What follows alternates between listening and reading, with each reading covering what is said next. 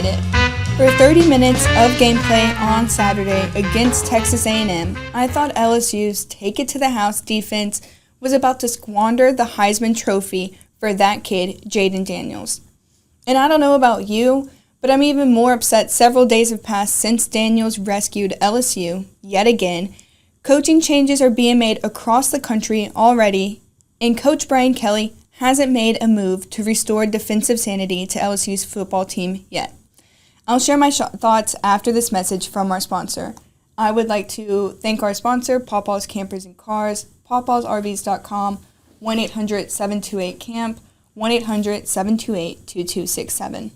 Hey neighbors, we're not that far from where you are. Make that short drive to Pawpaw's Campers in Picayune and see our Wildwood, Catalina, Sportsman, and Zinger trailer lines and our Rockwood and Heritage Glen fifth wheel lines. From Houma to Hammond, Biloxi to Jackson, and Mobile and Pensacola, we're not that far from where you are. Come and see us. You're gonna love the way we deal. Pawpaw's Camper City and Picayune. You're gonna love the way we deal.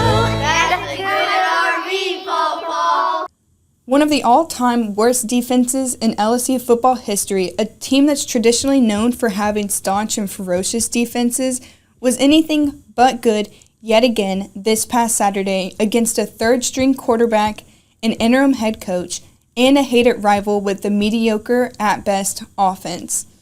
Yet, that defense will take a cue from Todd Horn in his game column on TigerRag.com and call it the conversion defense. Did give up 30 points, 390 yards of total offense, allowed the Aggies to go 8 of 13 on third down conversion attempts in the first half, not to mention 3 of 4 on fourth down conversion attempts, and successfully play keep away from LSU's high-powered octane-filled, number 1 ranked nationally offense virtually the entire first half of the game. A&M had the ball 36 minutes and 39 seconds to LSU's 23 minutes and 21 seconds for the entire game. The Aggies, with a third-string quarterback, and I still can't get over that they had a third-string quarterback and did this, ran for 76 plays total for the game to LSU's 52.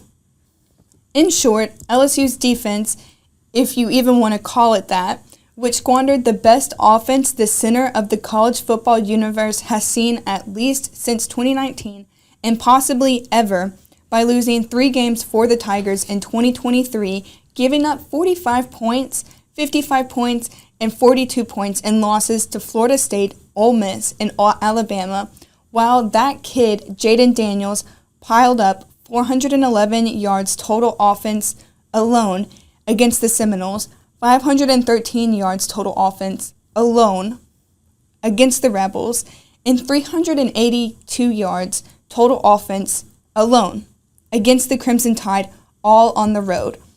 Like I said, the defense squandered the season for LSU, wasted a prolific offense and a quarterback for the ages. That LSU defense, under the coaching of defensive coordinator Matt House, not only squandered LSU's chances to repeat as SEC West champions in the last year of the division, also a chance to return to and this year win the SEC championship. I would give LSU a solid chance to beat any team in the country with that kid at quarterback, running that potent offense, including Georgia and its 29 consecutive wins, make the college football playoffs, and win the national championship. On Saturday, that LSU defense almost squandered enough to cost Jayden Daniels, the best player in college football, speaking objectively, the opportunity to win the Heisman Trophy. But Daniels was having none of it.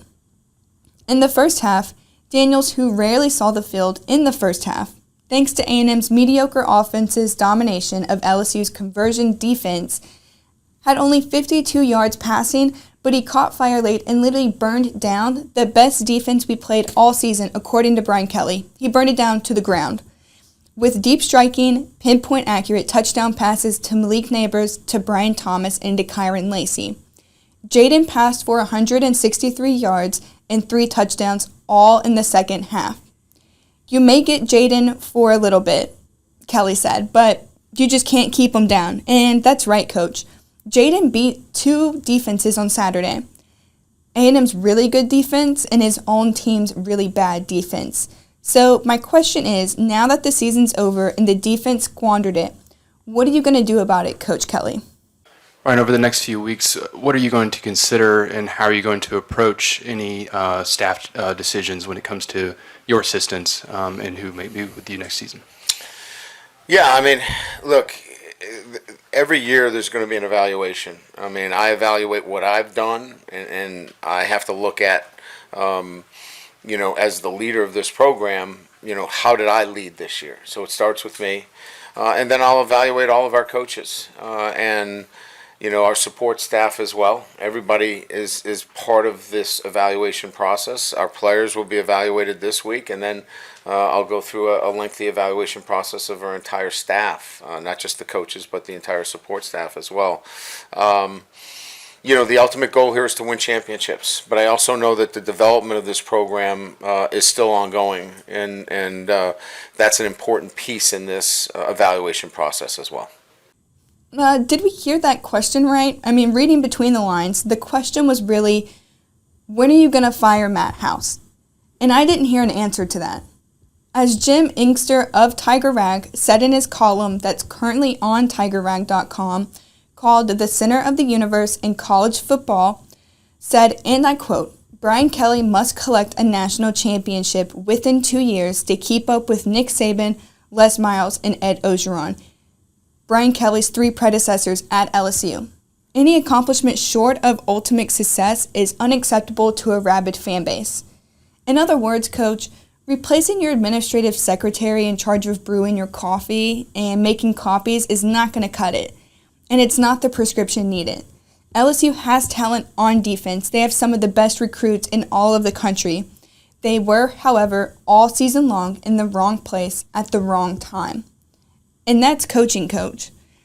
It's time to go house hunting, Coach Matt House. LSU can't stand another year of third down into the house defense in the center of the college football universe.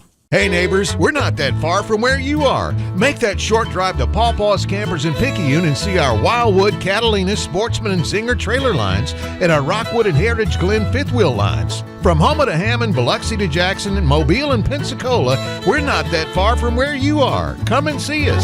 You're gonna love the way we deal. Papa's Camper City and Picayune.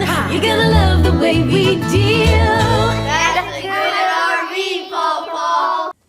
Welcome back, and well, LSU and Jayden Daniels, who very likely has played his last game as a Tiger, will be sitting at home this weekend like the rest of us, watching Oregon's Bo Nix and Washington's Michael Penix battle it out on Friday night for the last ever Pac-12 championship. If you listen to the media and to the odds makers, if Nix and his Ducks avenge an earlier season loss to the Huskies, and Nix has even a pedestrian performance in the process, the former Auburn quarterback flunky will steal the Heisman from the best player in college football. Tomorrow, I'll go deeper into why this should not be the case. So come back tomorrow and catch my drift. In the meantime, check out www.thatkidjayden.com. See you tomorrow, and happy house hunting, Coach Matt House. I would like to thank our sponsor, Pawpaw's Campers and Cars. That's pawpawsrvs.com, 1-800-728-CAMP, 1-800-728-2267.